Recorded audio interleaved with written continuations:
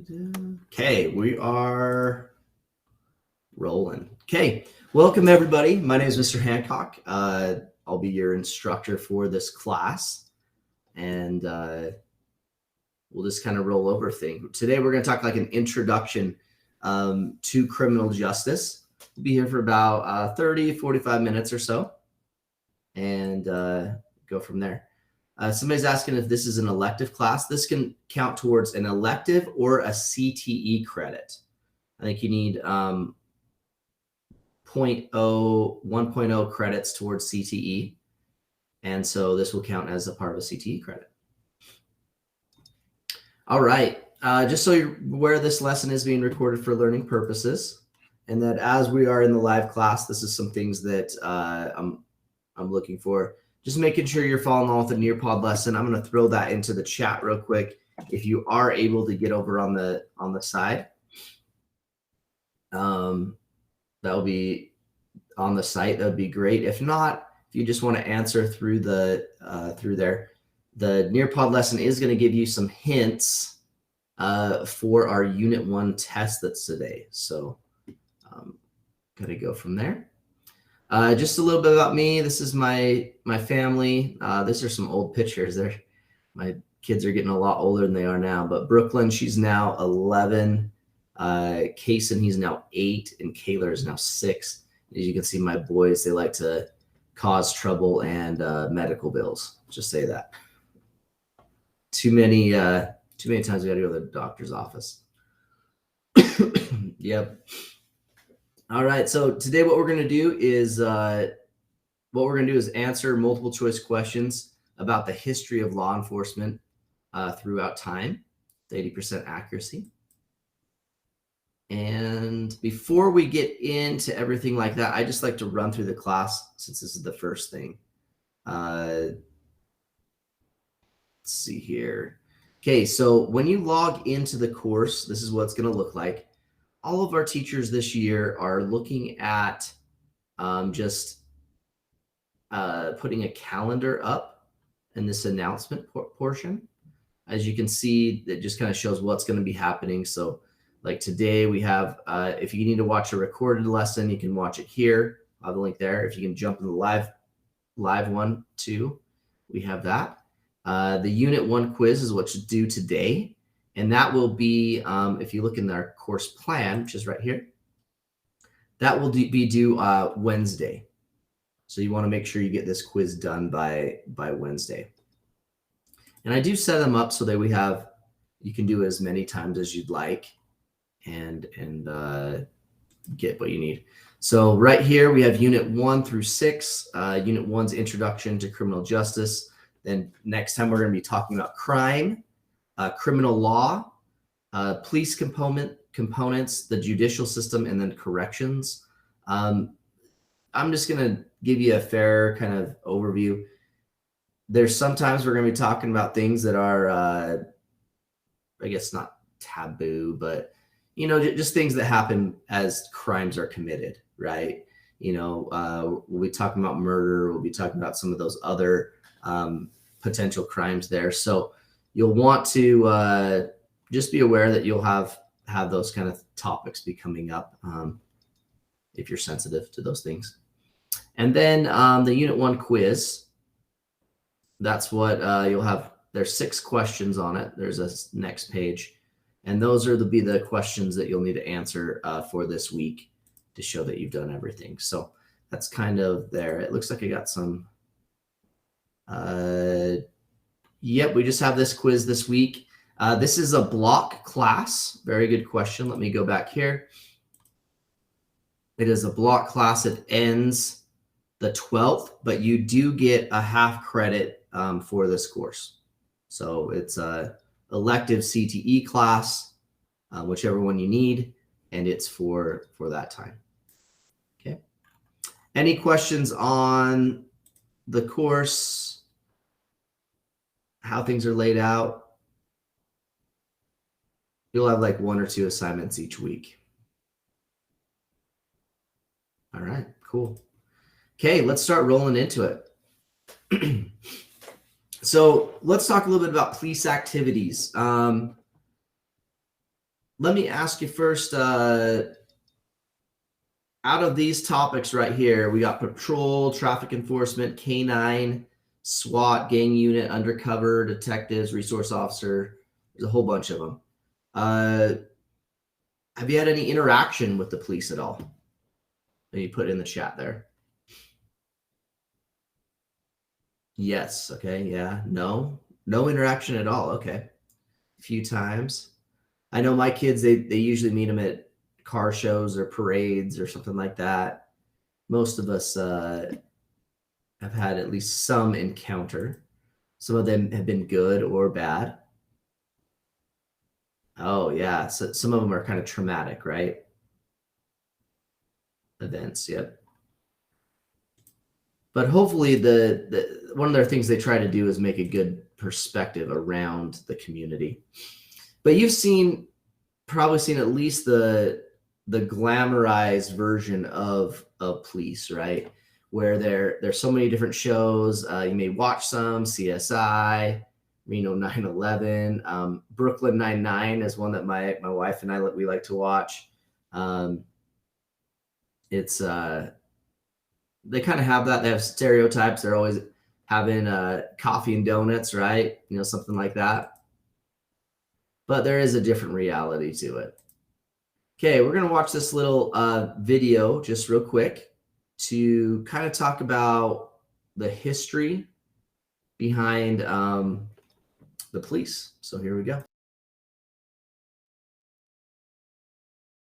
All right, we've been seeing images of police officers from all over the country for 9 days now responding to these demonstrations and these protests nationwide. But did you know there was a time when we as a country, America, did not have an organized police force anywhere in the entire country? So let's go beyond the headline this morning and take a look at the history of the police force in America. The law enforcement system we have today wasn't shaped until the mid-1950s. Back in colonial times, there were no police officers. Communities would simply hire someone to act as night watch. It wasn't very effective. Most of the time, the watchman would sleep through his shift or get drunk. The first time we saw an organized law enforcement system was just before the Civil War. Cities set up what they called a slave patrol, a group to prevent slave revolts and hunt down runaway slaves. After the war, these groups switched more to enforcing segregation. And as time went on, police forces focused mostly on protecting businesses in big cities from union organizers and crime rings. The problem? Police forces were controlled by local politicians. In 1929, President Hoover created the Wickersham Commission to look at how effective law enforcement was nationwide. The results of that commission led to the creation of independent police precincts that were separate from political parties and are more similar to what we have today. All right, over the last year, CBS News has surveyed. All right, so I thought that was a little good about just kind of showing the history and some things going on. The police has changed throughout the year, right? And it's interesting. Okay, so we kind of already talked about this just a little bit. A lot of you have had interactions with the police, but if you are on the Nearpod, and for those that came in and want to jump on the Nearpod, I'm putting that in the chat right now. What interaction have you had with law enforcement? I would rather not type. Okay, that's fine. Usually police are only called in traumatic situations. Okay, very good. So some of you had no experience at all. That there was something over that my friend's daughter, they saw like an ambulance come and then a police force and stuff like that, and it was actually very traumatizing to her. Some of you have been pulled over before. Yep, and sometimes that can be a little scary, right? That's something we talk about. I also teach driver's ed here, and that's something we talk about is like what you got to do in order when you get pulled over. That's it. That's kind of in the course. Okay, pulled over. Okay, so some of you had like family members that are police officers, right?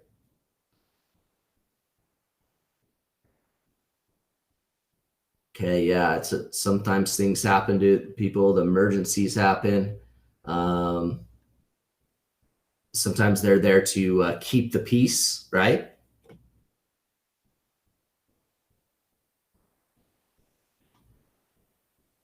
Okay, yeah. And they try to get into the community, right? They speak at different events, all that kind of stuff, elementary visits.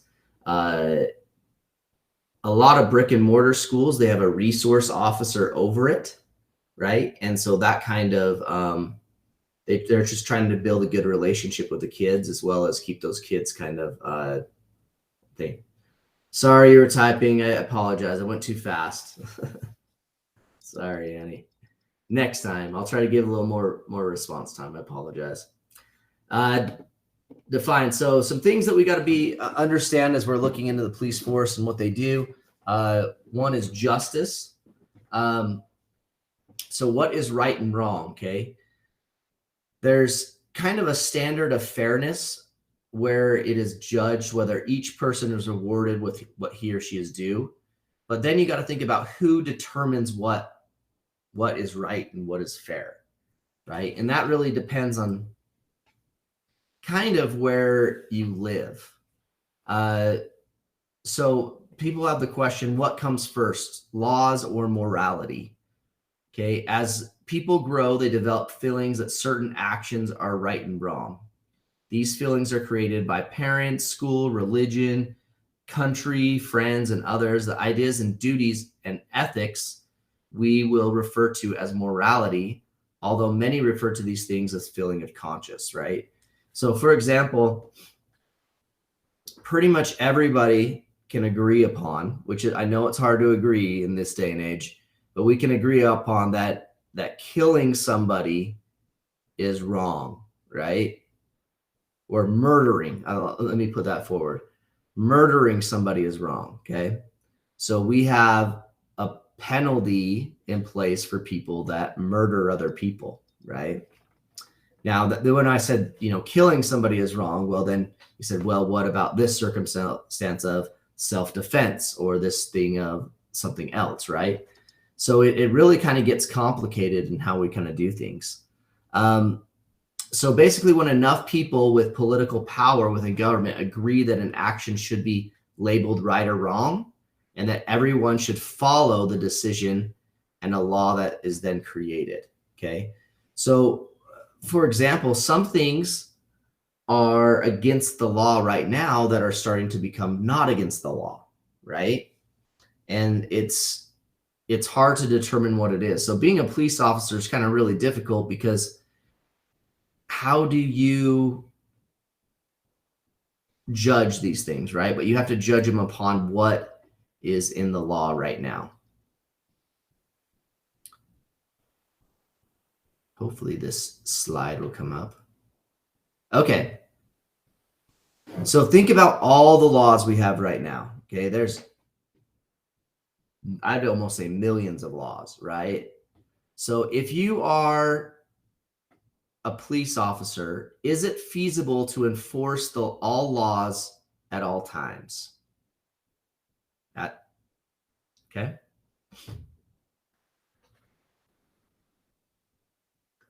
So for example, right? Speeding. If I go and I'm guilty of speeding a little bit in my car, I'm not sure it's good day. It's probably not a good thing, but at the same time, I'm probably not going to get caught, right?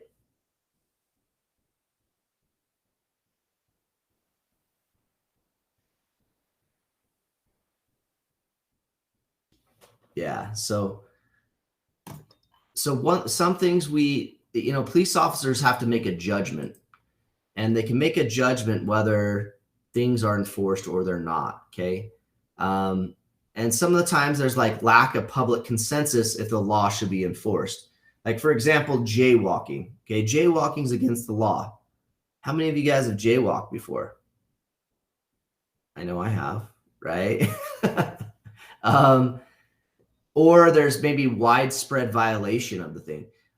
For example, things that are not being thing right now, the biggest example is possibly like marijuana laws, right? that was something that was legal. A lot of people are doing that. And now a lot of places, they're not enforcing it. And in some cases, they're making it legal, right? So that's something that we have changed, right?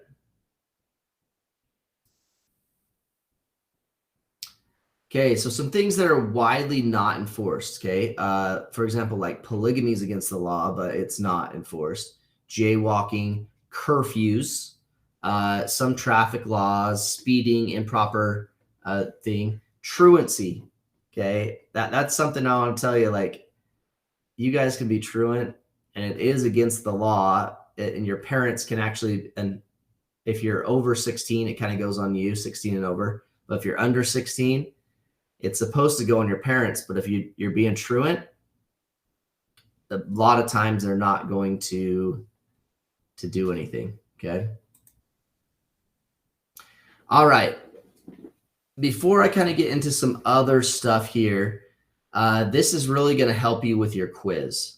So you're going to want to really hone in, at least for this couple minutes, so you can make sure you get these quizzes. If you look at the quizzes, they do have more answers than possible answers, but I've narrowed them down to 2 here in the Nearpod, okay? All right, so what I want you to do is in the chat, I want you to either put A or B of what you think it is. Okay, so justice. What do you think justice is? Okay, we got a consensus of B here. There we go. Good. Okay, next, indictment. Or indictment. They something that's big in the news right now is President Trump was indicted, right? Okay, good. There's a consensus of A there. Former President Trump. Okay, good. Police. The act of something that is against the law or a governmental department to keep order. Okay, consensus of B there. Very good. Okay, next.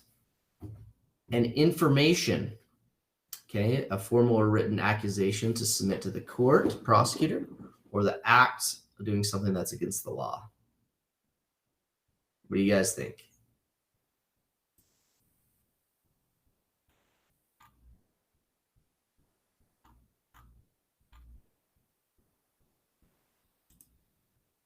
Okay, good. A. All right, next. Common law. Common law.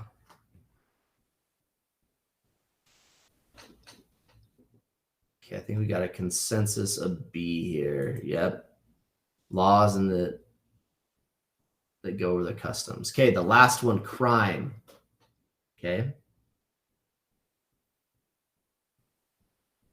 Good, A. All right. If you were able to get all of those, you'd be a really good job, okay? So that's going to help you on your quiz. Okay. Let's go over a little bit more of the history of law. So, for example, we talked about how we all have, like, basically different cultures have different laws. Like in some places, it is okay to have things such as prostitution or things such as polygamy is legal. Honor killings are legal. Okay, so it all depends on your culture. So somebody said, what if you already did the test? You can redo it if you didn't get the score you want, or you can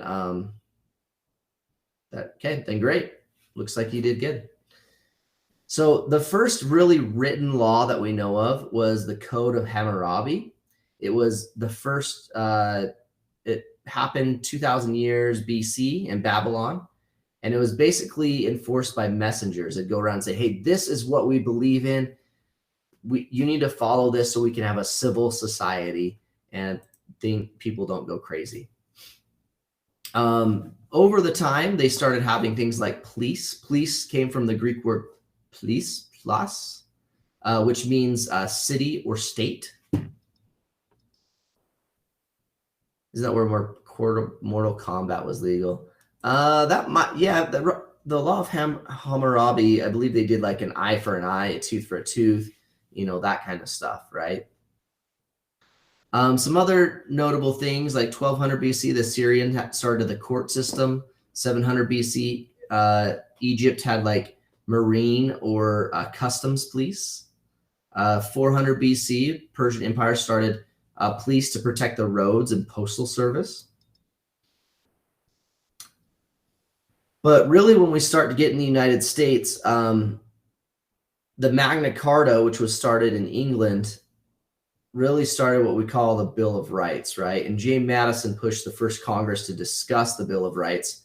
So we had our Constitution that was created, and we had 10 Bill of Rights, and we'll be going over some of those in class because it really lends to what the police officers are limited to, as well as your legal rights that you have.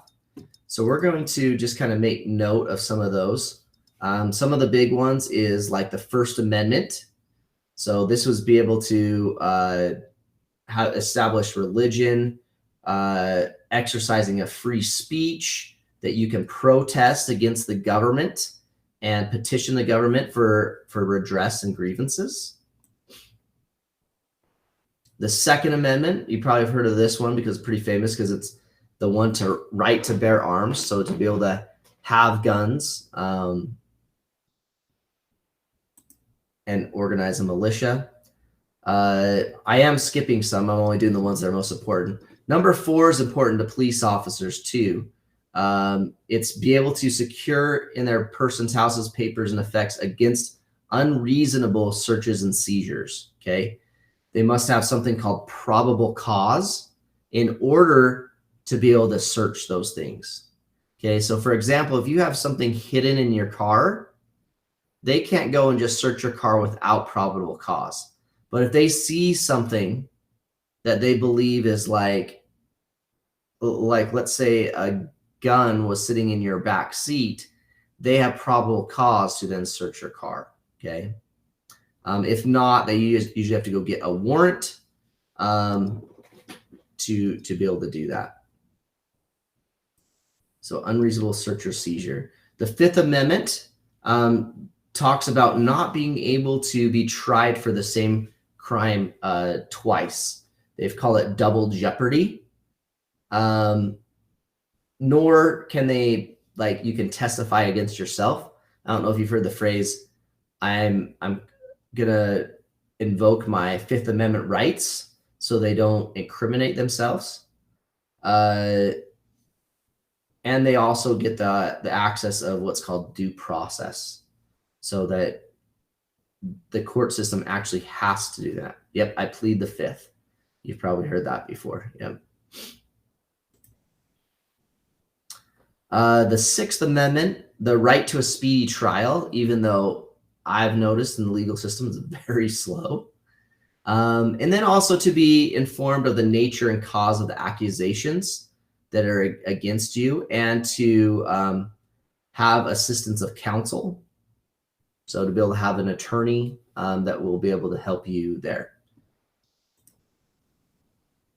The Eighth Amendment, you might not have excessive bail, nor can you be have cruel or unusual punishment imposed upon you. We'll talk a little bit about like imprisonment. They used to throw prisoners in horrible situations, with like little food, no light, no being able to get out of a cell, and a lot of them went crazy, right? I mean, some of the places where they went is just absolutely horrible conditions. And that's really the kind of the end of what we're kind of running through today. Hey, I have a quick question. Yeah, go ahead, Sam. This is technically is part of the law, sort of. It's about prisoners. If I recall, when the declaration that was, abolishing slavery was made, it had one exception, which was using it as a form of punishment for, say, prisoners. Mm-hmm. If I recall. Yeah, so Once we get into unit, what unit is it? It might be in criminal law. I can't remember the exact one. We're going to talk about different areas of why people put people in prison. It's probably in the corrections unit, but some of them are like today we're really looking at more of like a rehabilitation kind of thing. Like, hey, people can change, but a lot of people are doing it for punishment. They're doing it for retribution. You know, and all those things they kind of do, but I don't know exactly what your question was, Sam, but they did use those as punishment and basically to humiliate people. And there's still some judges that use that kind of thing. I remember on the side of the street, they made for one of their punishments, they had a young kid hold up a sign saying, "I'm a thief, do not trust me," right? Oh, there's also been several things. I think it was Judge Caprio or something like that. Mm-hmm. There was a guy who sat there calling police pigs. So he was made to sit in the pen in front of the police station, and this pen had a bunch of pigs, like actual pigs in it. And he had to hold a sign that these are actual pigs, not cops, and cops aren't pigs. And he had to do that for like a week, or had to do it for a week for several hours a day. Yeah, there's been some unusual punishments that have been coming down, and honestly, like they usually get in pretty big trouble after a while, right? Like those things don't fly in today's world, but they have happened in the past, so maybe kind of get you there. Okay, so just a recap real quick. This week, what we need to do, Unit 1, we have the Unit 1 quiz. And if you do know what you need to do and everything, you are able to leave. Not a problem. If you do have some questions, please stick around, and I'm more than happy to help you out and answer them. Thanks, everybody. Have a great day.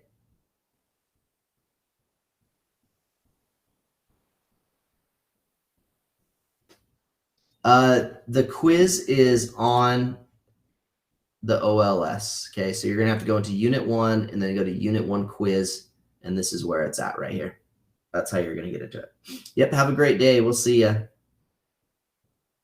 The quiz is due next Wednesday by midnight. Yep, no problem. Yeah, there's a self-paced Nearpod. If you go into, let's see here. It should be right here. Yep, this is the Nearpod link right here. So if you go into the course and click this link, it will take you to the self-paced Nearpod. And actually, this Nearpod, I think I can activate it real quick and make it self-paced if you just want to stay on that one.